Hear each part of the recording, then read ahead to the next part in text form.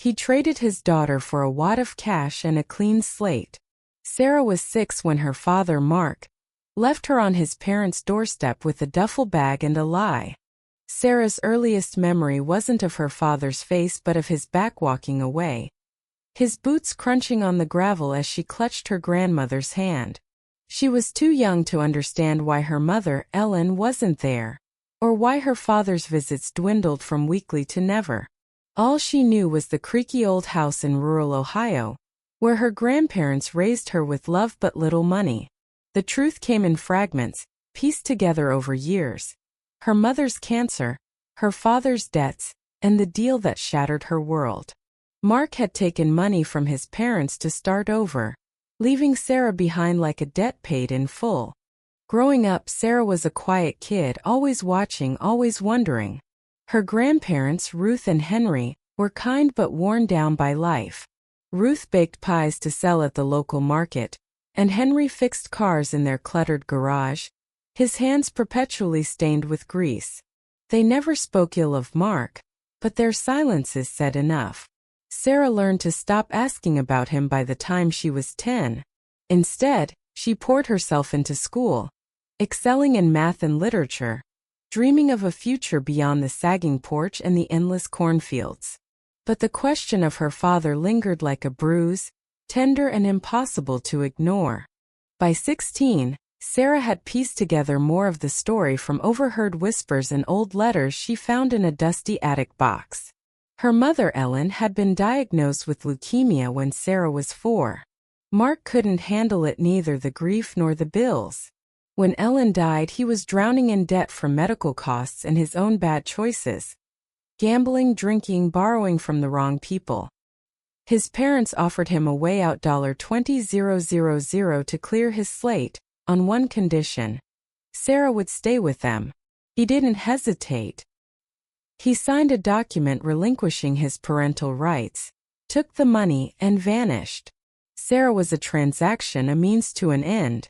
The betrayal burned, but Sarah buried it. She worked part-time at the local diner, saving every penny for college.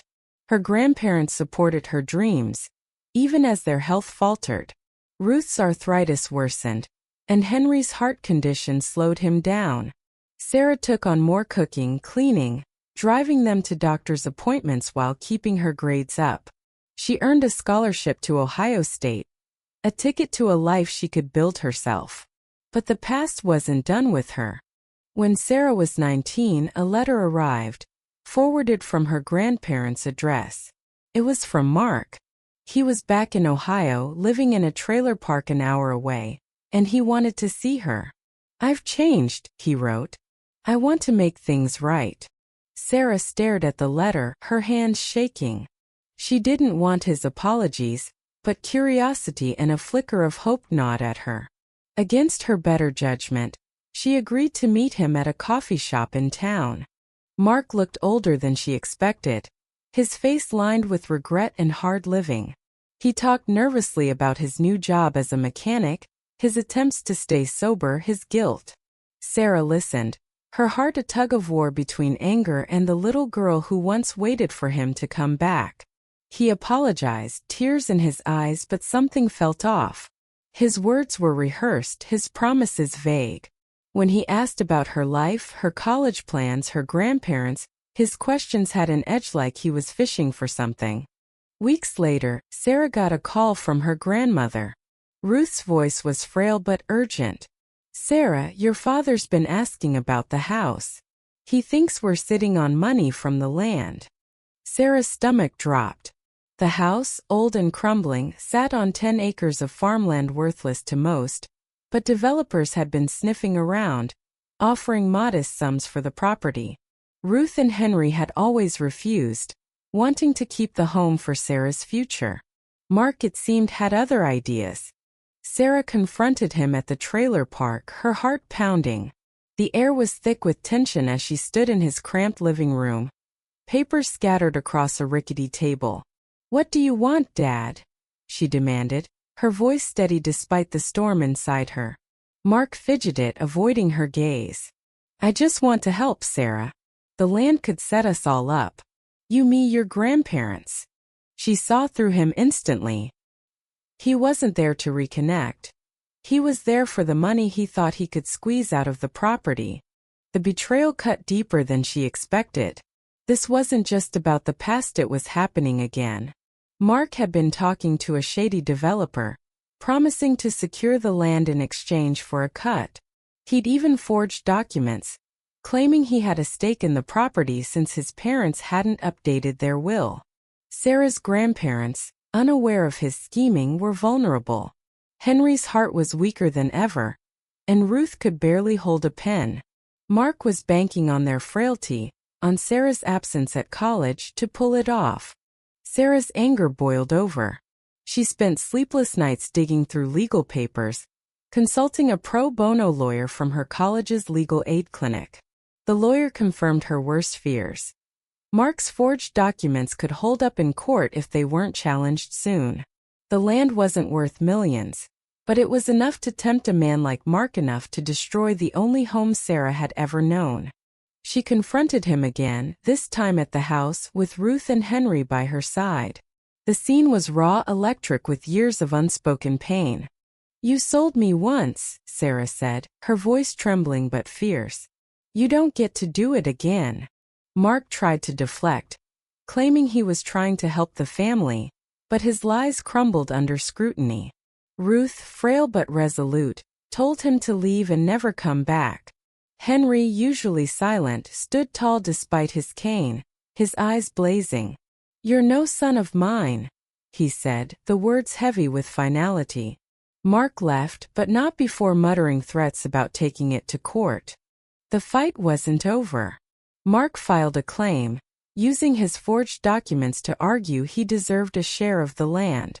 Sarah, balancing college and the legal battle, became the family's anchor. She spent hours at the library, researching property law, gathering evidence of her grandparents' ownership. The lawyer helped, but resources were scarce. The developer, sensing an easy win, pressured Ruth and Henry with relentless calls and visits. Sarah saw the toll it took. Ruth's hands shook more, and Henry's doctor warned of another heart attack if the stress didn't ease. The courtroom loomed like a storm cloud. Sarah prepared tirelessly, fueled by a mix of rage and love for the people who'd raised her. She uncovered a key piece of evidence, an old letter from Mark to his parents, dated the day he left her, admitting he'd taken their money to start over, and had no claim to the family's assets. It was a long shot, but it could prove his intent to abandon his rights. The day of the hearing, Sarah walked into the small county courtroom, her grandparents beside her, their faces etched with worry but also pride. Mark sat across the room, his lawyer whispering in his ear. He avoided Sarah's gaze, but she stared right at him, unflinching. The judge, a stern woman with sharp eyes, listened as Sarah presented her case. She spoke of her mother's death, her father's abandonment, the years of love her grandparents poured into her. She held up the letter, her voice steady as she read his own words aloud. The courtroom was silent, the weight of her story hanging in the air. Mark's lawyer tried to spin it, claiming the letter was irrelevant, but the judge's expression said otherwise. When the ruling came, it was swift and clear. The judge dismissed Mark's claim, citing the letter and the lack of credible evidence on his side. The land belonged to Ruth and Henry, and by extension Sarah. The developer, seeing the case collapse, backed off. Sarah felt a rush of relief, but it was bittersweet.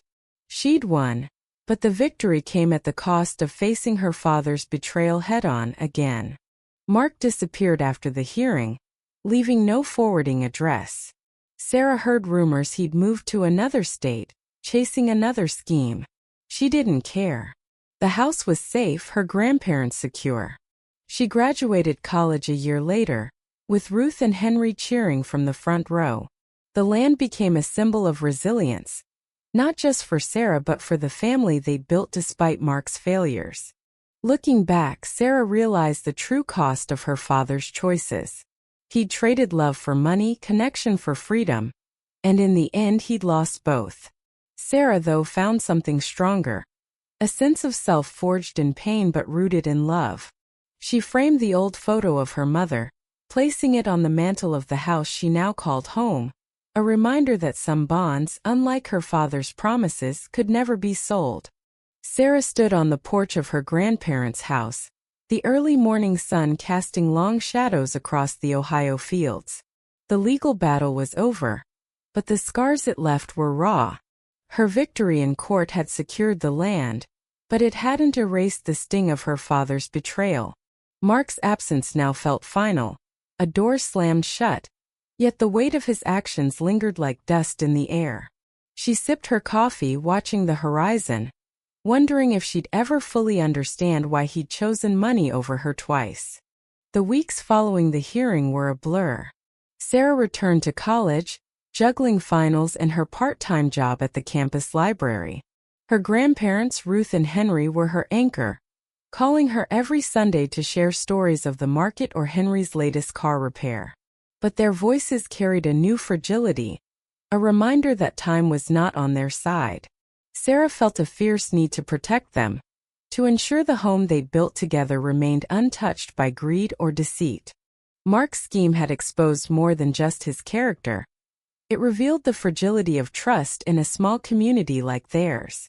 Neighbors had taken sides during the dispute, some swayed by Mark's charm and sob story, others fiercely loyal to Ruth and Henry. The local diner buzzed with gossip whispers about that no-good son, and poor Sarah, fighting for what's hers. Sarah hated the attention but couldn't escape it. Every shift at the diner brought knowing looks or hushed questions about the court case. She smiled tightly, deflecting with talk of school or the weather, but inside she was seething. How could people judge when they didn't know the half of it? The developer, a slick man named Carl Whitmore, didn't vanish quietly. He sent letters to Ruth and Henry, offering to reconsider a deal for the land, as if the court's ruling was a suggestion.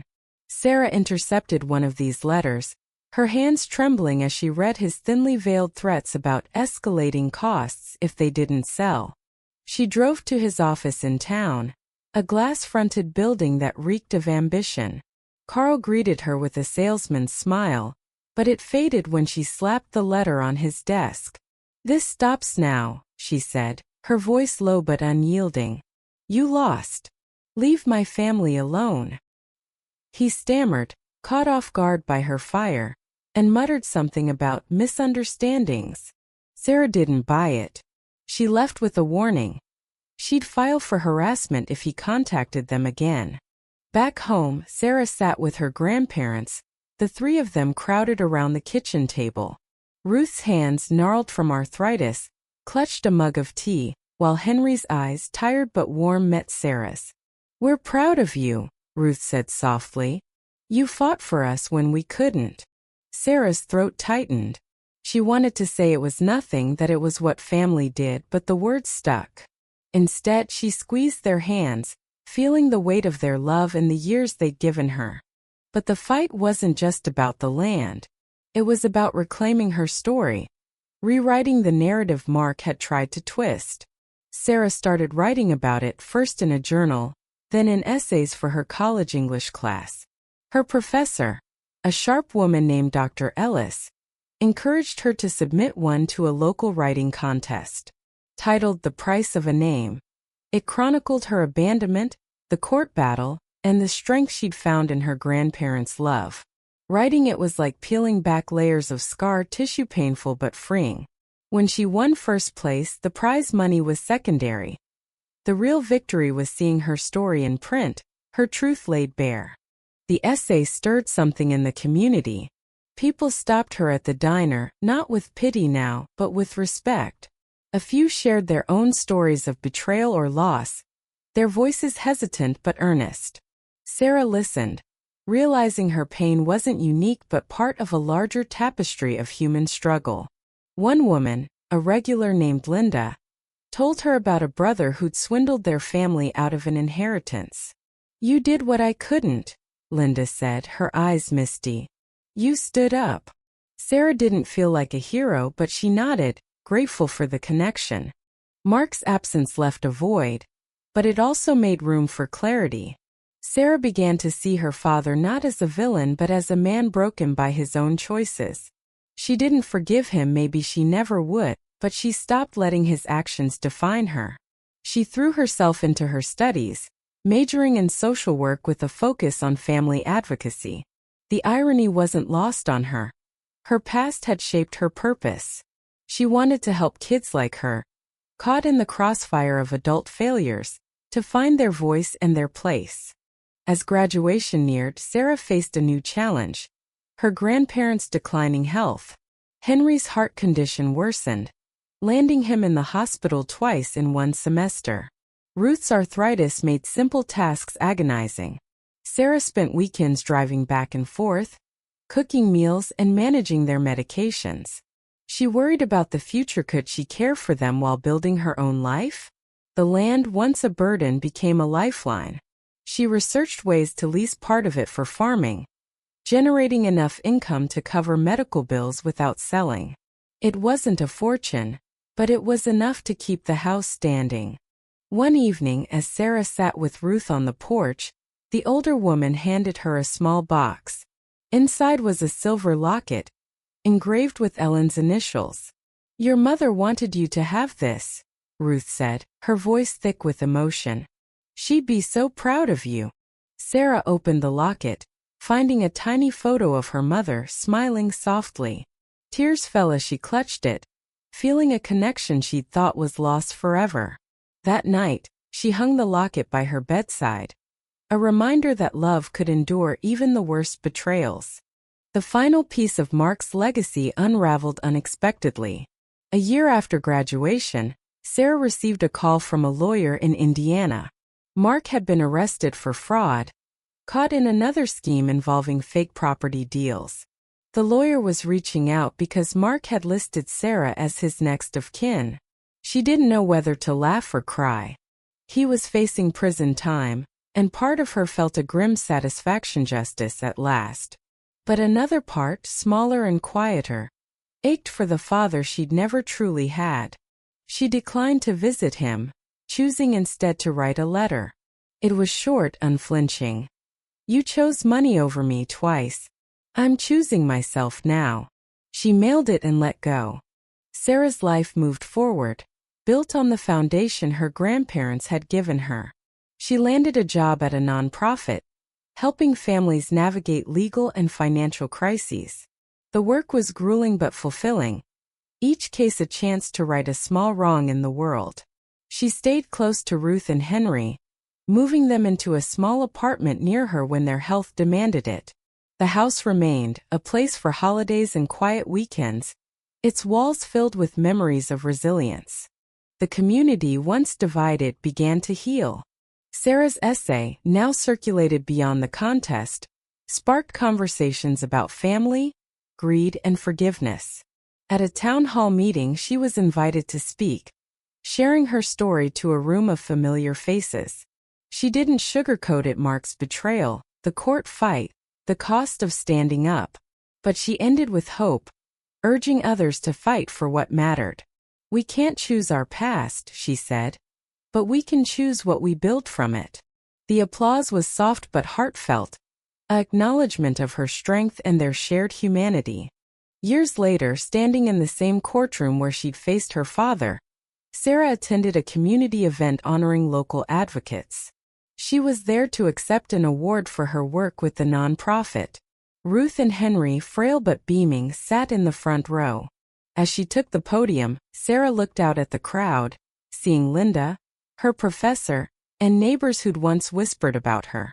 She spoke of justice not just in courtrooms, but in the small acts of love and courage that hold families together. She dedicated the award to her grandparents, her voice breaking as she thanked them for choosing her when her father hadn't.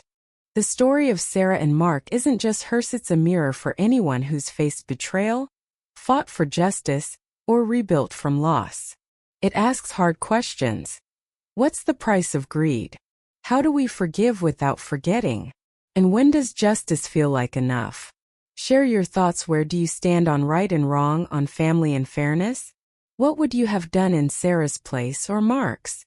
The conversation starts here. in the messy human space between hurt and healing.